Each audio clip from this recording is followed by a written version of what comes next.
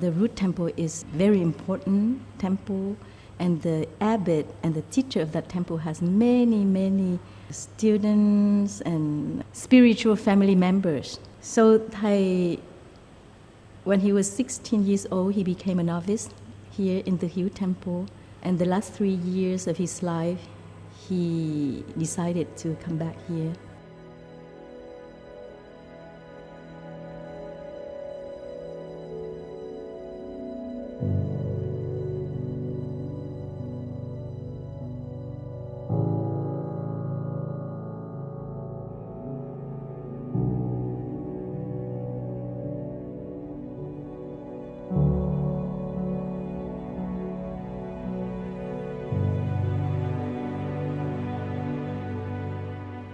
It is not Thay's will that he has to be in the West, because the war of Vietnam.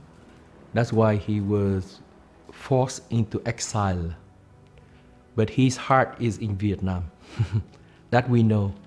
Throughout so many years of Thay's life, he continued to give the teaching in the West, but he continued to have a very close interaction with the Vietnamese people. So after Thầy had the stroke in 2014, after the treatment in America, and then he came back to France, and then he already planned to go back to Vietnam. Chắc chắn là về chơi rồi phải qua lại. Giờ con hỏi, chúng con muốn biết là sư ông muốn về Việt Nam ở lâu không? Sư ông có muốn con sắp xếp bên đó hay không? Con sắp xếp với chính quyền, với giáo hội, với lại tổ đình để cho xong ở luôn bên đó. There are many factors that were in play when Thầy was going to Vietnam. Of course, Thầy in the tradition is still the abbot, or was still the abbot of Tu Hieu Temple. And so it's very appropriate for Thầy to return. So it was very exciting that Thầy can come back, so that all of his students from all around the world can return to the root. And it's very beautiful that the Vietnamese government is willing to open up and to make that happen. When Thầy made signs, we asked questions, all kinds of questions, and Thầy nodded his head or shook his head to say yes or no. And after all the questions, we understood that Thầy wanted to go back to Vietnam. During those days, it's very interesting that Thầy keep drawing a circle. With his left hand, he draw a circle. And then at the end of the circle, he pointed toward his low abdomen with the sign in his left hand like this. So what we interpreted, and then we asked Thầy whether the interpretation is correct. Thầy had been going around the world, teaching and spreading the Dharma, and now it's time for Thầy to return to the root. And he would like to connect with the root, and that root is his ancestor, so that he raised his hand up to his head.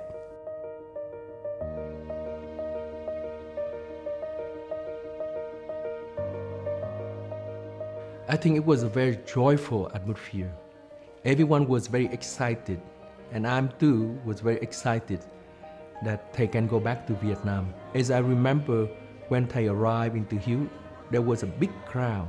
Even though it was only a few days at that announcement, there's a big crowd that came and to welcome Thầy.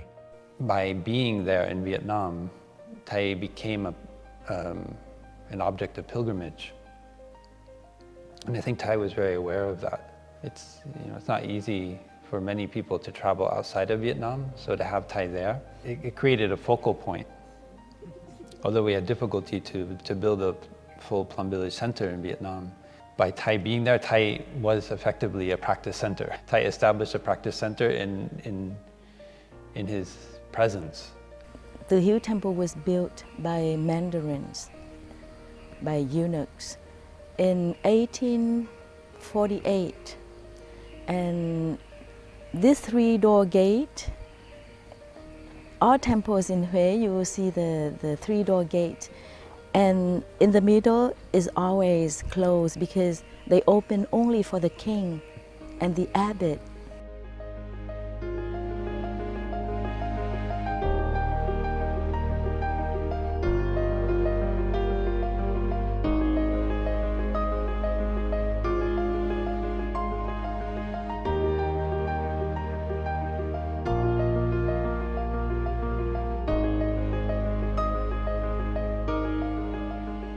And of course, the brother and sister are very happy to see Thầy. And we have monks, nuns who have been Thei's students for a long time come to greet Thầy. It was a great homecoming for Thầy. And I see those who have known Thầy for a long time were very happy to see Thầy back in Vietnam. We didn't dare to tell a lot of the crowd, but even that there is a big crowd. And I remember when he first arrived, he even wanted to walk. He was in wheelchair, but he want somebody hold him, and he walked a few steps before he climbed back on the wheelchair. So he showed that he's really determined to go back and happy to touch the land of Vietnam. After his hemorrhage in 2014, Thầy doesn't speak anymore. At that time, the doctor told us that Thầy had a few hours to live. And miraculously, Thầy went through that most critical moment, and Thầy got out of his coma, and slowly he restored his senses. There were moments when Thầy was very close to death, but Thầy overcame. And the young sisters in the nunnery of Liệu, they were very lucky because they could see Thầy. They had the chance to eat with Thầy, to take care of Thei's place, and slowly there's feeling of love between teacher and student. They learn a lot from Thầy of how to be present for each person. Whenever they went to Thầy, they could feel that Thầy talked a lot to them with his eyes, with his full presence, or with his movements. He made signs.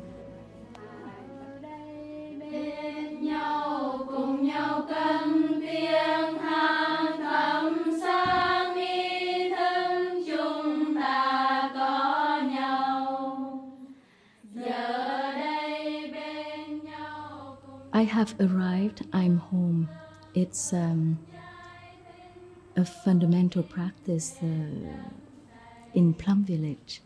We dwell in the present moment, in the here and the now. Body and mind, we enjoy where we are, what we are doing. We don't think anywhere else. We don't think of the past, of the future. We are totally present, body and mind here for us and for the person in front of us. We don't need to run anymore. We don't need to go anywhere. We are home. We feel that we have arrived. Thầy would go out on the walk and people around just became more mindful. It created an atmosphere in the temple of mindfulness that brought beauty, brought calm, brought peace, brought a sense of love. So I think this is Thay's great teaching of his last years. It's beyond words. What I learned from Thay is humility.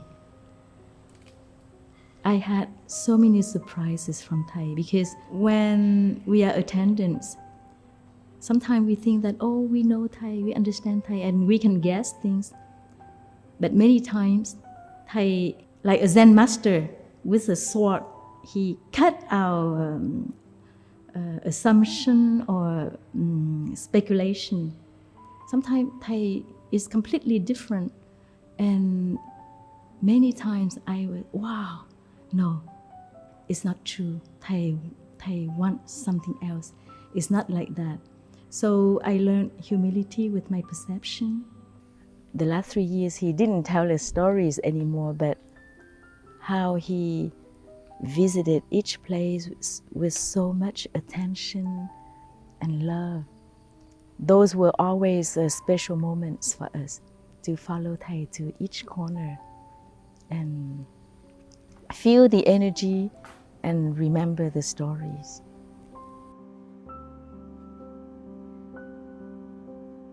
The last 3 years spending in the View Temple were his peaceful and happy years. I remember when Thầy came back here, the first time when Thầy came in his room, above his bed with the decoration there was calligraphy of him with the word in Vietnamese, trở về, coming back. And Thầy pointing to that calligraphy, and Thầy smiled and nodded his head. And I asked him, Thầy, is Thầy happy to come back? Thầy nodded. And Thầy looked very peaceful, fulfilled, happy. It was the strongest teaching that Thầy gave to his students. Always coming to our root, our spiritual root, our blood root, our genetic root. For us, growing in the West, being ordained in Plum Village in France, Plum Village is our root. And when Thầy came back here, now we see that we feel clearly in our blood, in our body, that our root is here. And we are so happy. We see that our root is very deep, very ancient. There's so many generations of teachers.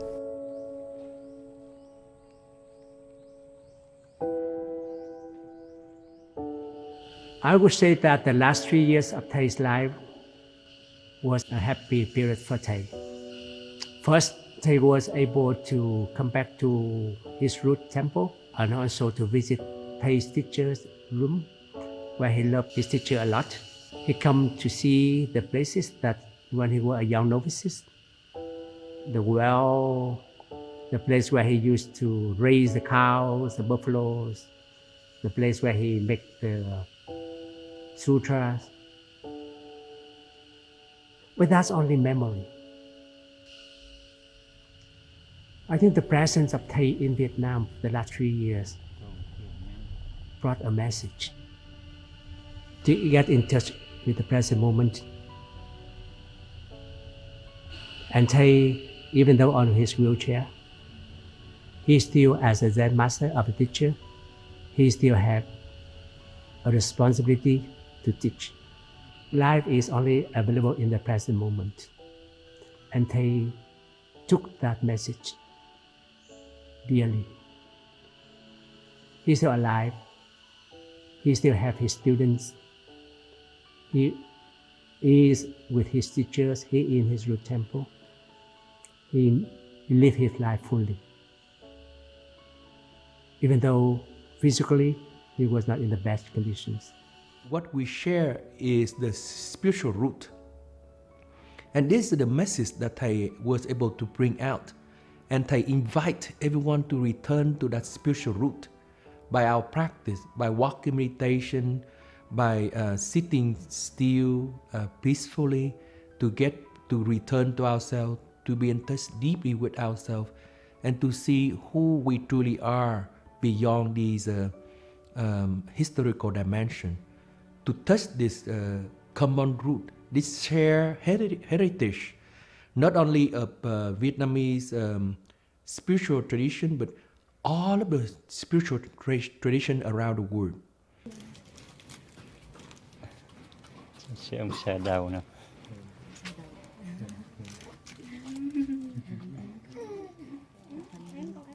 Thầy have gone through a very difficult moment of his life. but Thầy continued to maintain his practice. He continued to have a positive attitude about life, and he does not give up. He thinks that his life still meaningful. He still can do something for life, even in this most difficult state of his health.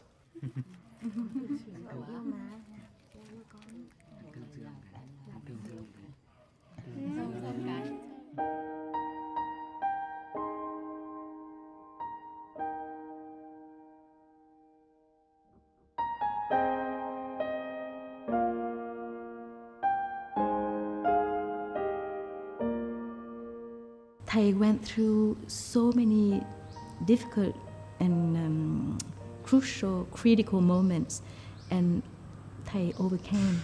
So that time I thought that Thầy would also overcome.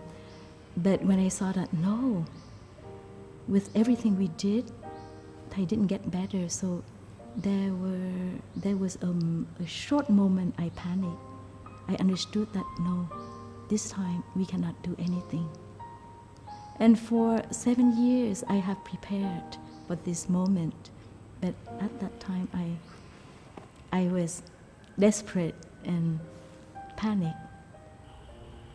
We know that for already a few weeks already that he may be difficult to survive. But one day his heartbeat is too low.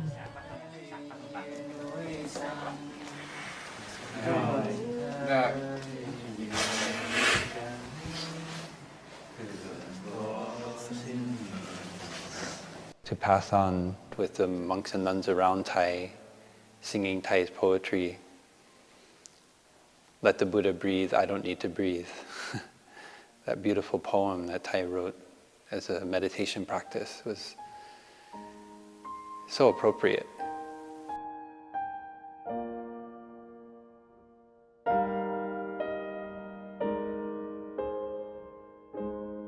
When I first received the news of Thay's passing, I was at home at my parents' house in San Diego.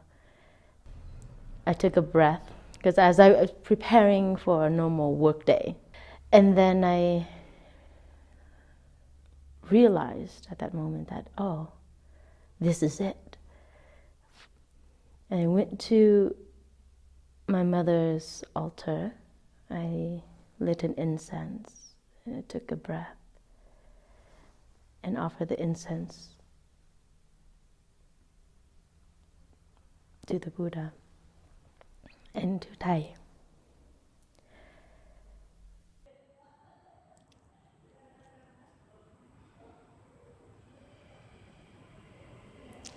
For those who are close to Thầy, from time to time we miss Thầy, and we would love to have a hug with Thầy.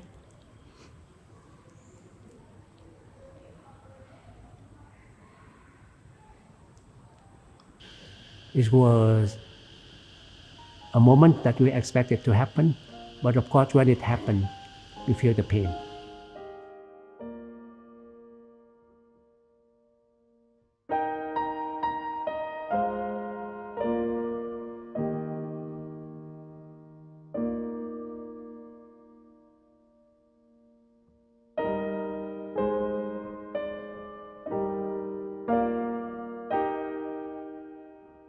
Thầy is still existing in other, what we call non-Thầy elements. And that's how we can go on. And that's what the Buddha have taught us. And that's how Thầy have repeated that message to us. So it's okay to cry for some time, but there's other things available, other life, wonder things around available. Continue, please, my dear student, that's Thay's message.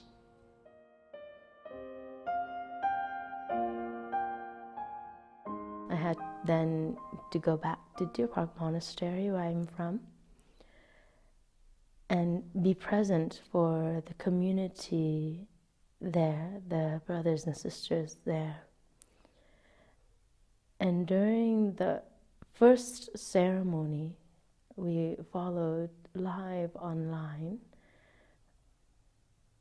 We had neighboring monks from different monasteries just across the freeway. They came over to sit together with us.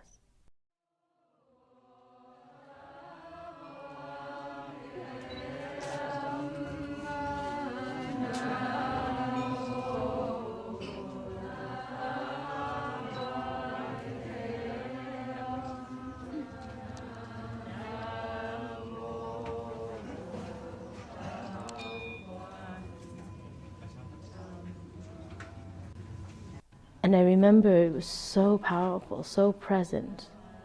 You can feel a lot of the grief, a lot of pain and confusion, but at the same time, so much presence. And there's so much coming together as a community.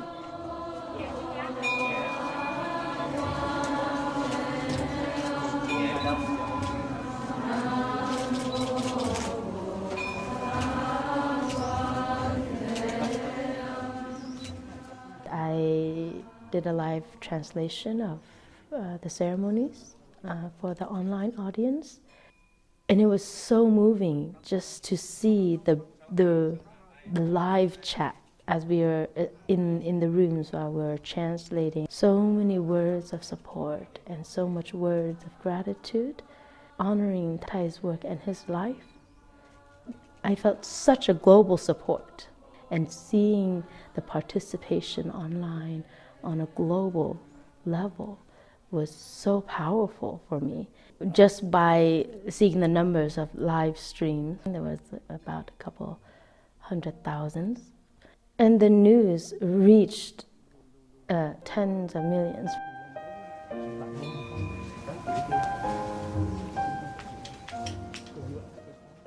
I think it would be wrong to characterize the ceremonies as being sad or overly solemn. There was a very clear energy every day of joy.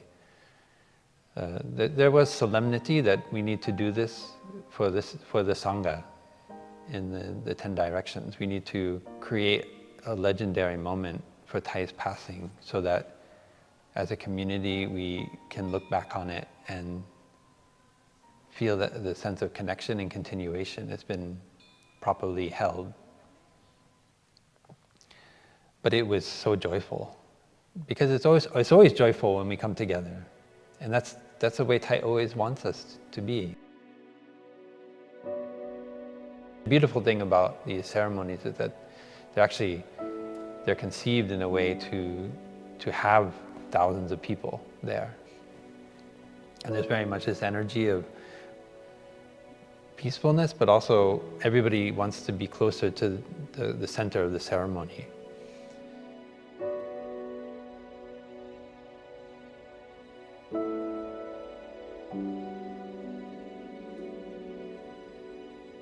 It was such a beautiful walk to go down the main entranceway to the half moon pool and then out through the main gate. We went very slowly, mindfully, and with so much love. I just felt so much this sense of care for Thay, and that we are carrying on Thay's path, Thay's actions. And we came out into the main road, and there was a procession, the kind of funeral float, you could say, that had been prepared, that would hold the casket, and a number of cars to take all of us who are part of the ceremonies. And so we got into the car and drove. When I look back at the videos, when the car carrying Thay's coffin along the road, I saw people kneel down and pay respect to Thay. It's a Buddhist tradition. I feel really touched on that. What they pay respect to is not a godlike figure, but it is a person who have brought love and understanding. So that's what I see.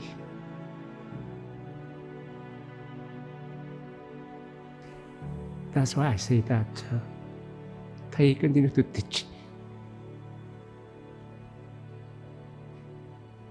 even in his funeral.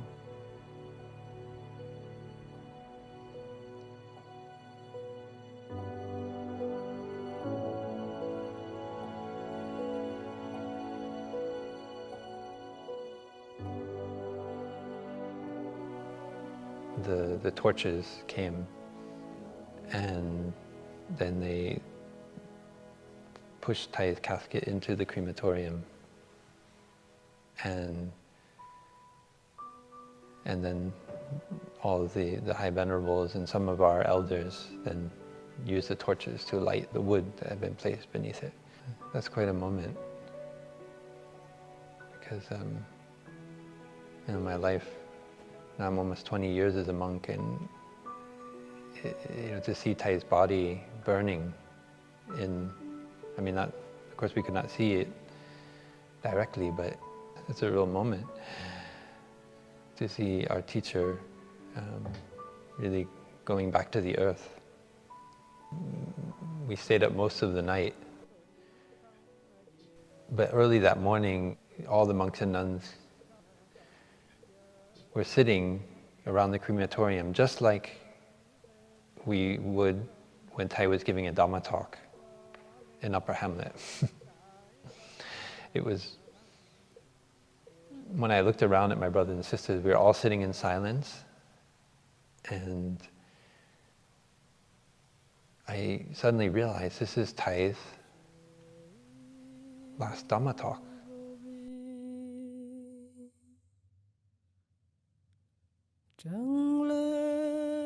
And we are all there, sitting joyfully, following our breathing, receiving these teachings. It was such a powerful moment.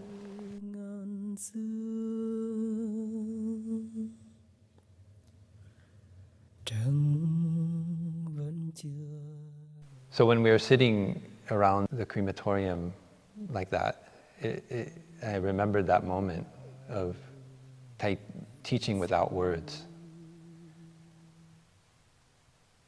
And to be honest, until today, I continue to receive that teaching everywhere. Whether it's in the trees here at Deer Park, whether it's in my brothers and sisters when they give a talk, whether it's in the sky, the ocean. There's Thai's presence everywhere. If I look with those eyes, that for me was a great gift that we received from Thai on that last night.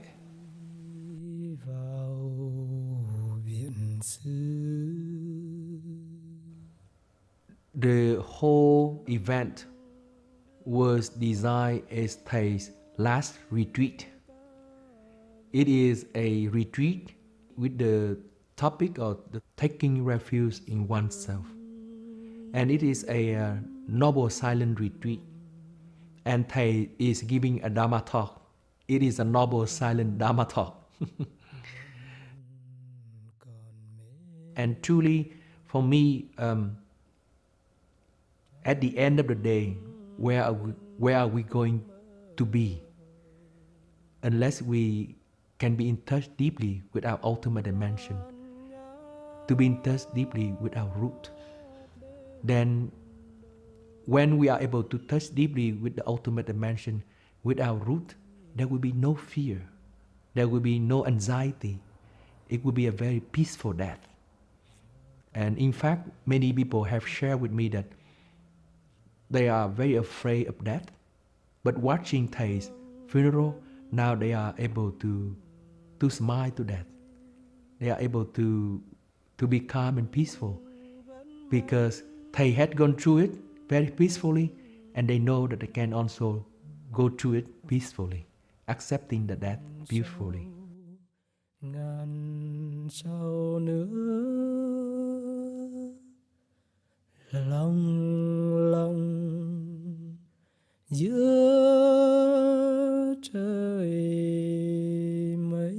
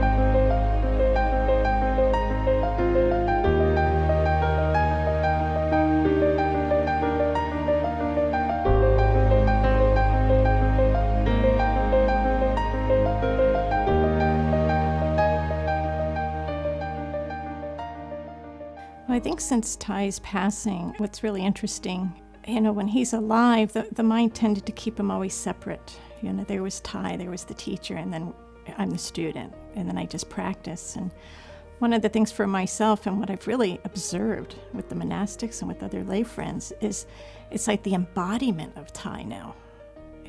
It's like Thai, he's free, and so he just kind of manifests within the practice, like doing like walking meditation. Prior to 2022, it's like you walk with Thai, right? And now Thai is the walking. He's just here.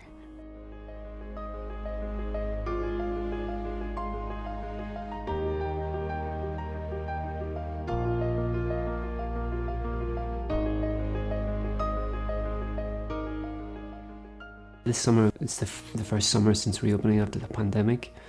And we offered, again, I like this term, it's like the summer festival where the families can come with children and teenagers. I hope Thai would be happy. We offered a small, for the first time, a deep ecology retreat called Coming Home to Mother Earth.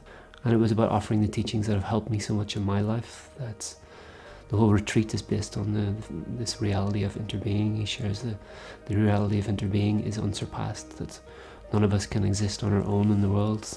The entrepreneurial spirit is great, but you can't make it on your own. And this web of reciprocity with the natural world, that people came for this healing in these times of emergency, of our climate emergency, our biodiversity, ecology emergency. But what Thai talked about, our social emergency as a human family, that loneliness and anxiety are the ill beings of our time.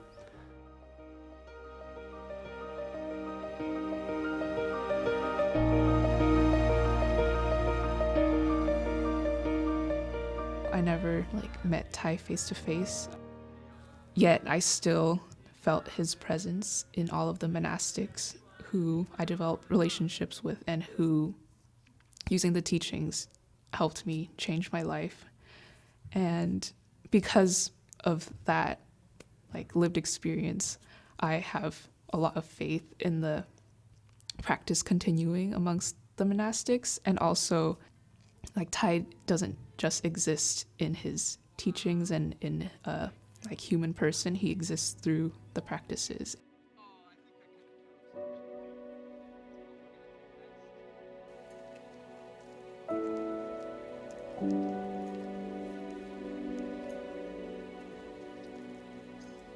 I think we just listen to his talks a little differently now. And for me, I take a lot more to heart some messages he had, especially key teachings in his life and things that he really stressed. There's a very sweet letter that he wrote for monastics, and those words are very different now, seeing that he has transitioned. And I think a lot of us share how we see for years before his transition, he was preparing the Sangha for this inevitable moment, and how to be able to hold itself, how to be there, how to let it be an organism that doesn't need some sort of person at the top in a traditional abbot role, for example, for it to function and for it to thrive. And I think now I see a lot of the quiet genius behind what he was doing for the community, and his actions make a lot more sense. And we not only can, for us, it's not only the case that we can imagine our centers with Aung Suom. That is exactly what we've been doing for the most part. He's been in Thai Plum Village for a while, and Tukyu as well. And I think a lot of this is knowing our teacher, very deliberate. A lot of this was to let the Sangha know how to take care of itself when he's not around, because that's, for him, I think, a very big happiness to know that he can transition beautifully the way he did, and we'll still be here, and we'll still be happy, we'll still be playing volleyball once in a while, we'll still be cooking together, we'll still be practicing and growing together, and it doesn't just rest on one person.